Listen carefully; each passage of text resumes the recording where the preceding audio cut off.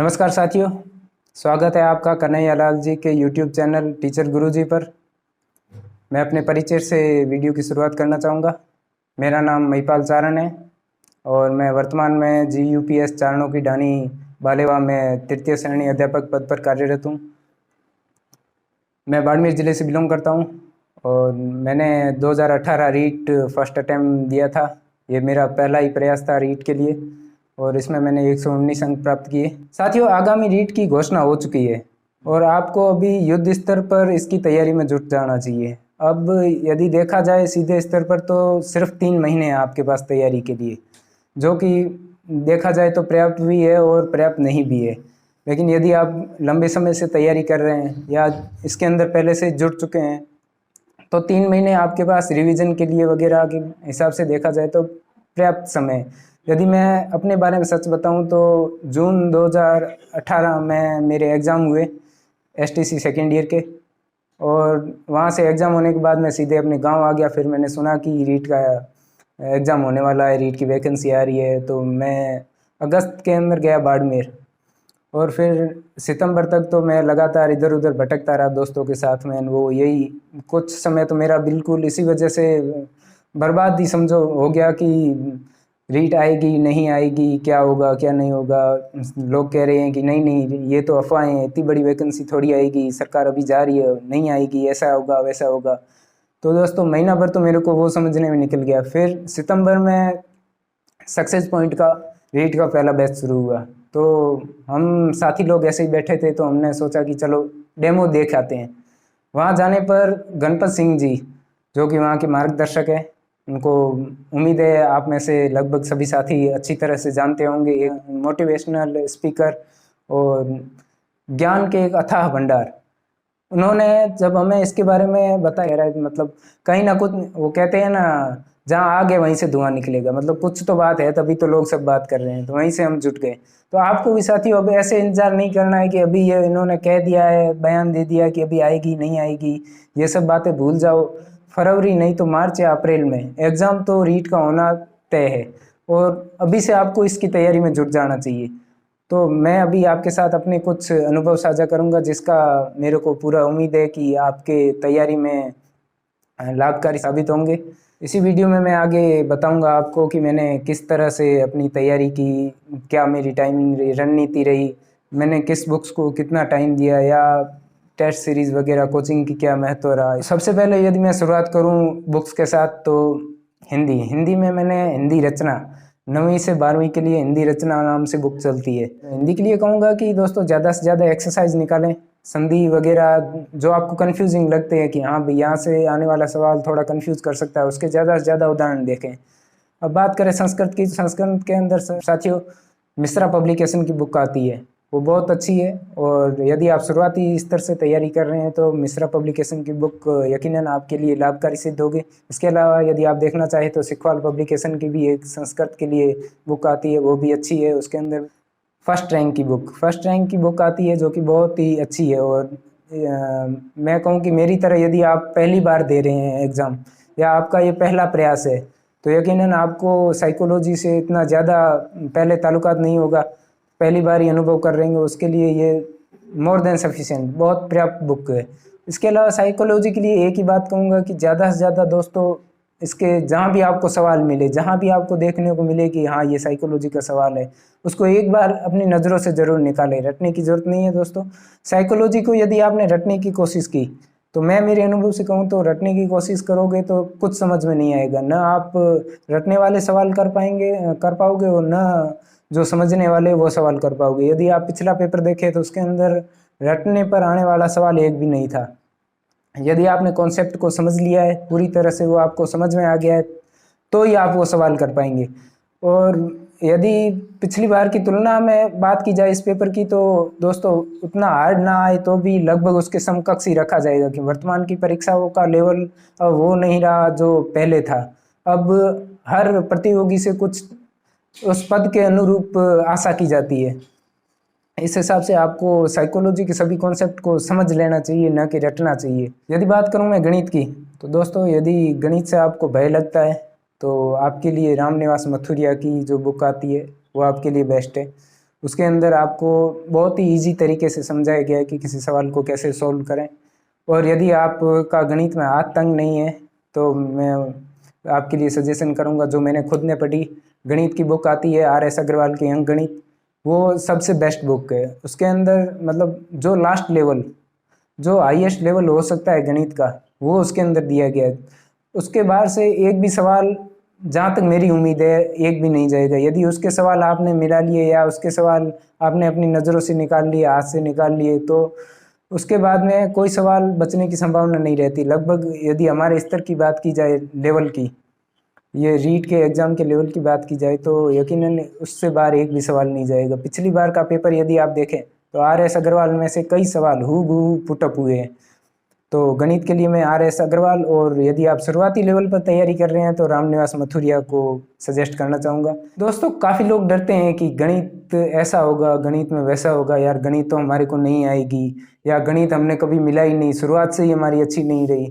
तो मैं यदि अपना बताऊं तो 10वीं तक मेरे को गणित में, सच बताऊं तो सिर्फ जोड़ और बाकी या गुणा भाग जो बेसिक लेवल की होती वही, और मैं गणित 10th में सिर्फ वो कहते हैं ना कि घसीट के पास हो गया, वैसे ही पास हुआ। यदि आपको गणित में कुछ नहीं आता तो फिर आगे भी आप कुछ नहीं कर सकते। इसके लिए मैंने, दोस्तों, जो वीक पॉइंट है आपको उसको वीक नहीं रहने देना है, उसके ऊपर ज़्यादा से ज़्यादा समय दें। मैंने अपना बाकी सब्जेक्ट को छोड़ के उस पर ज़्यादा समय दिया। यदि आप गणित से डरते हैं तो डरने की कोई आवश्यकता नहीं है। गणित ऐसा कुछ नहीं है कि भाई, क्योंकि गणित भी पढ़ने वाले इंसान ही आपकी तरह और हमारी तरह। शुरुआत से यदि आप उस अपने अंदर मन में वहम बिठा लेंगे तो गणित आपको कभी नहीं आएगी। यदि आपको कोई सवाल नहीं आता तो उस सवाल को छोड़ना नहीं है साथियों। अपने दोस्तों से बात करें, अपने किसी गुरुजी से बात करें, और बात करें EVS का, पर्यावरण का। तो क्योंकि मैं अपना बताऊं तो मेरे को वो रटना नहीं आता। मैं समझ सकता हूँ चीज़ को लेकिन रट नहीं सकता। EVS में ज़्यादातर कॉन्सेप्ट ऐसे होते हैं जिनको रटना होता है। तो मैंने EVS में अच्छा स्कोर करने के लिए सबसे पहले तो देखा कि शिक्षण मेथड तो सभी में आते हैं। आपको अपना शिक्षण मेथड को इस प्रकार से तैयार करना है कि उसमें से एक सवाल भी गलत ना हो, एक नंबर भी आपका ना कटे। इसके अलावा EVS में आप चाहें तो लक्ष्य गाइड के अंदर जो पर्यावरण दी हुई है, मैं मानता हूं कि वो पर्याप्त है। मैंने सिर्फ उसी को पढ़ा और उसी के आधार पर मेरे को ज़्यादा अच्छे नहीं तो ज़्यादा कम भी नहीं, मेरे को 21 मार्क्स आए पर्यावरण में, जो कि मैं मानता हूँ ठीक है, क्योंकि मैंने जिस हिसाब से तैयारी की उस हिसाब से मेरे को 21 नंबर काफ़ी रहे। तो दोस्तों, पर्यावरण, क्योंकि इसका सिलेबस बहुत ज़्यादा लंबा है, तो या आप इसको ज़्यादा समय देंगे तो बाकी वाले सब्जेक्ट पे उतना ध्यान नहीं दे पाएंगे। इस पे ज़्यादा समय ना देते हुए शिक्षण विधियाँ, कुछ ऐसे सवाल जो जनरली आते हैं, इसके ज़्यादा आप ऑप्शनल सवाल देख लें जो कि आपको मददगार साबित होंगे। इसके बाद बात करूँ मैं शिक्षण विधियों की, तो शिक्षण विधियों में SK मंगल की बुक आती है शिक्षण विधियों की, वो बहुत अच्छी बुक है। उसके अंदर कई सारे एग्जाम्पल देकर समझाया गया है। और इसके अलावा यदि आप शुरुआत से ही मतलब हल्के स्तर से जीरो से समझना चाहे तो फर्स्ट रैंक की शिक्षण विधियों की बुक आती है, वो बहुत अच्छी है। अरिहंत की एक बुक आती है CTET के लिए, अरिहंत की CTET के लिए स्पेशल बुक आती है शिक्षण विधियों की, आप वो ज़रूर खरीदें। दोस्तों, कई लोग कहते हैं कि कोचिंग करें ना करें। अभी वर्तमान में क्योंकि ऑफलाइन कोचिंग्स तो चल नहीं रही है, ऑनलाइन कई प्लेटफॉर्म पर कोचिंग चल रही है। तो यही कहूँगा कि यदि आप पहली बार तैयारी कर रहे हैं तो कोई कोचिंग ज़रूर ज्वाइन करें। इससे क्या है, एक तो पहली बात तो ये कि आपका रूटीन बना रहता है, आपको पता रहता है कि आपको क्या पढ़ना है और क्या नहीं पढ़ना है। हमारे सामने कई सारी बुक्स है, उन बुक्स में बहुत सारा मटेरियल दिया हुआ है, उनमें से क्या चुनना है क्या नहीं चुनना है। एक कोचिंग का महत्व यही होता है कि वो हमें बताएं कि इसमें से हमें क्या पढ़ना है और इसमें से क्या हमें छोड़ना है, या तैयारी करने का क्या तरीका रखें, या शुरुआत कहाँ से करें। तो आपको कोचिंग ज़रूर ज्वाइन करनी चाहिए।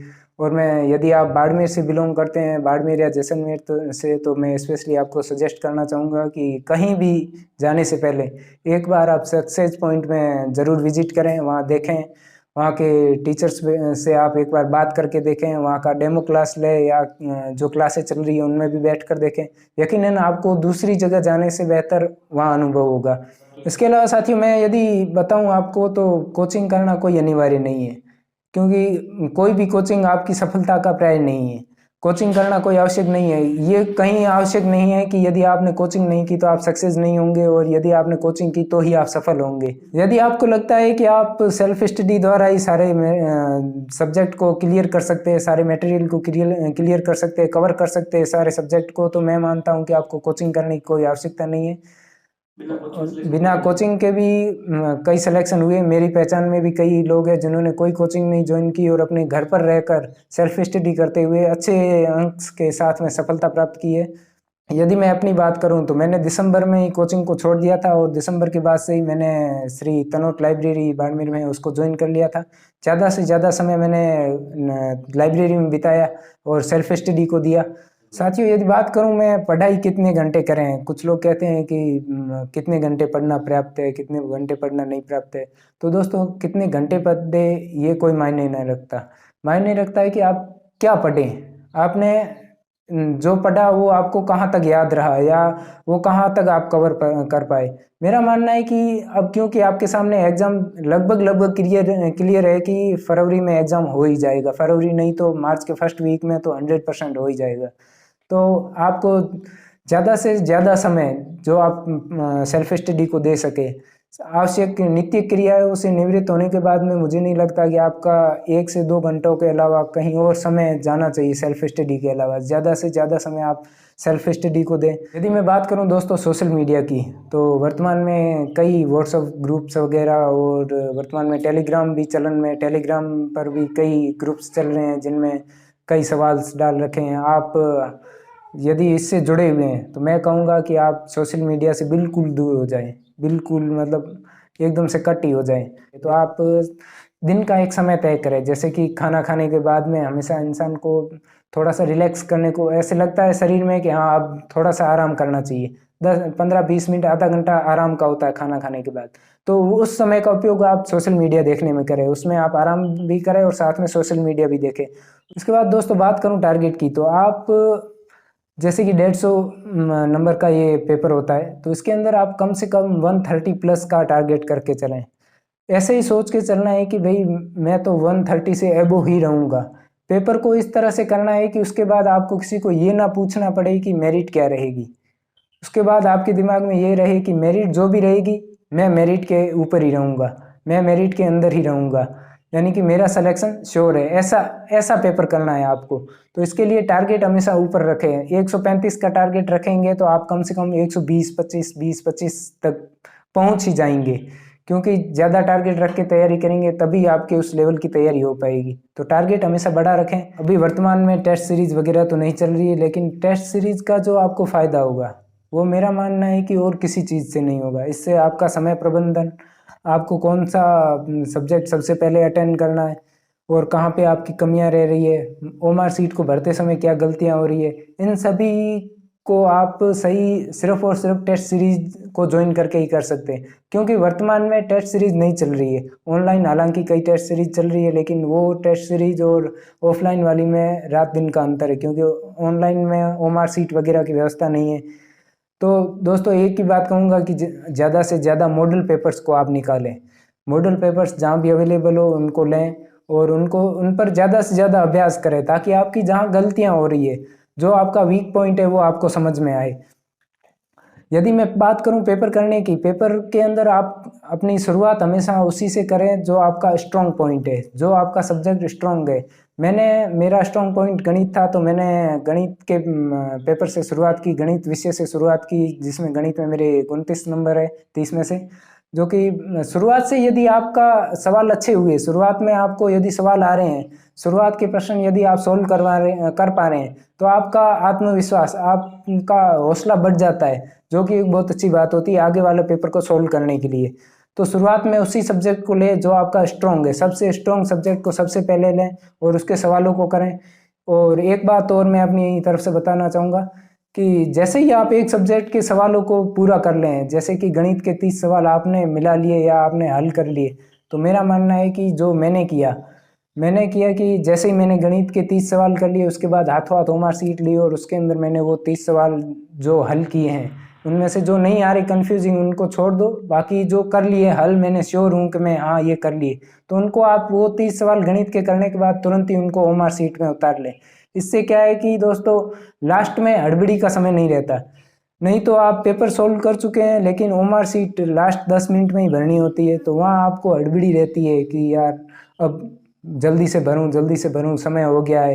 तो उसमें यकीनन आपकी 2 से 4 गलतियां तो होगी ही होगी। और यदि आप जैसे ही आपने एक सब्जेक्ट को क्लियर किया, एक सब्जेक्ट के सवाल सोल्व कर लिए, उसके बाद तुरंत यदि आप उसको ओमार सीट में उतार लेते हैं तो आपका एक पक्ष मजबूत रहेगा कि हाँ मैंने इस सब्जेक्ट के तो कर लिए। लास्ट के जो 10 मिनट बचते हैं उसमें आप वही सवाल करें, क्योंकि आप पहले ही अपने सारे सवाल ओमार सीट में भर चुके होंगे जो आपको आ रहे हैं, तो आपके पास पीछे वही सवाल बचेंगे जो आपको नहीं आ रहे थे या कंफ्यूजिंग थे।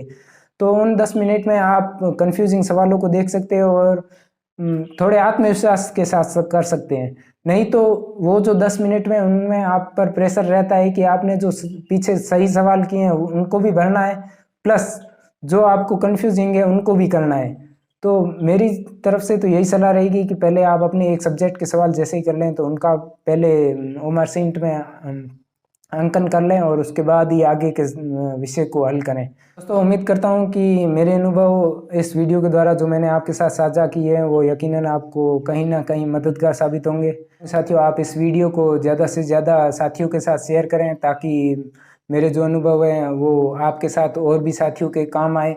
जो मैंने बताई वो बातें यदि आपके काम की लगे आपको तो आप अपने अन्य दोस्तों को भी बताएं। इस वीडियो को ज़्यादा से ज़्यादा अपने साथियों के साथ शेयर करें, लाइक करें और कमेंट करें यदि आपको कोई इससे संबंधित कोई भी समस्या हो। एक बार फिर से साथियों आपको बहुत बहुत शुभकामनाएं और इसके लिए ऑल द बेस्ट।